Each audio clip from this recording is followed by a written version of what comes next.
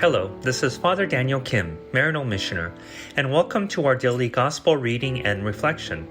Today's Gospel reading is according to St. John, chapter 5, verses 1 to 16. There was a feast of the Jews, and Jesus went up to Jerusalem.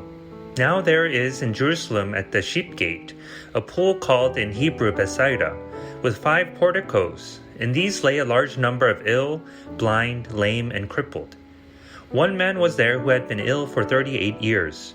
When Jesus saw him lying there, he knew that he had been ill for a long time. He said to him, "Do you want to be well?"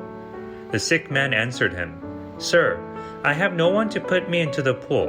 When the water is stirred up, while I am on my way, someone else gets down there before me." Jesus said to him, "Rise, take up your mat and walk." Immediately the man became well, took up his mat and walked. Now that day was the Sabbath. So the Jews said to the man who was cured, "It is the Sabbath. It is not lawful for you to carry your mat." He answered them, "The man who made me well told me, 'Take up your mat and walk.'" They asked him, "Who is the man who told you, 'Take it up and walk'?"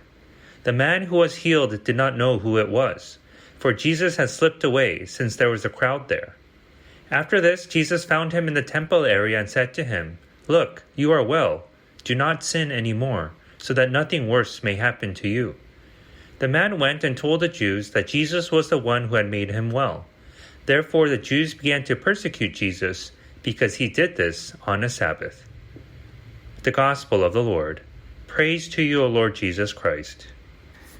Looking at the outrage Jesus' action on the Sabbath caused begs the question, what carries more weight, for an action to be law-abiding or life-preserving? Fortunately, most of that which is law-abiding coincides with the preservation of life. However, there comes moments where the lines between these two gets blurred. Such in today's Gospel, where Jesus apparently violated the laws of the Sabbath to cure an illness much to the objections of the scribes and Pharisees. A more contemporary example can be the question, is it wrong for a person to steal food to feed their family?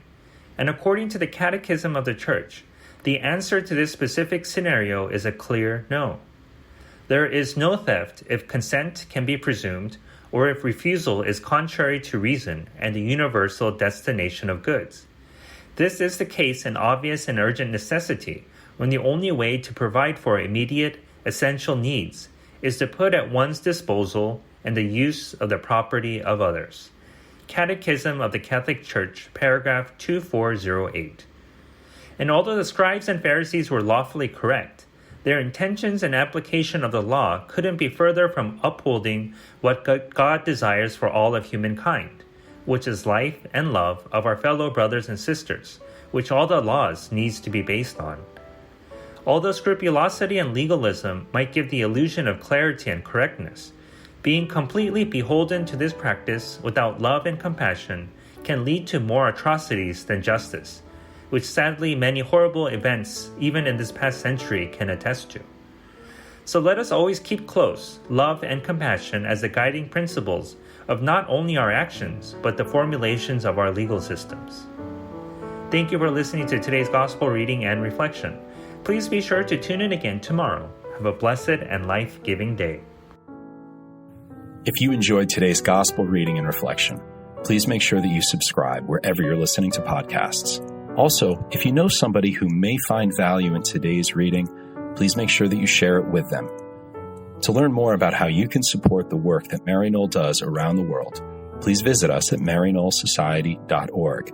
And if you're interested in subscribing to our online magazine, please feel free to visit us at maryknollmagazine.org.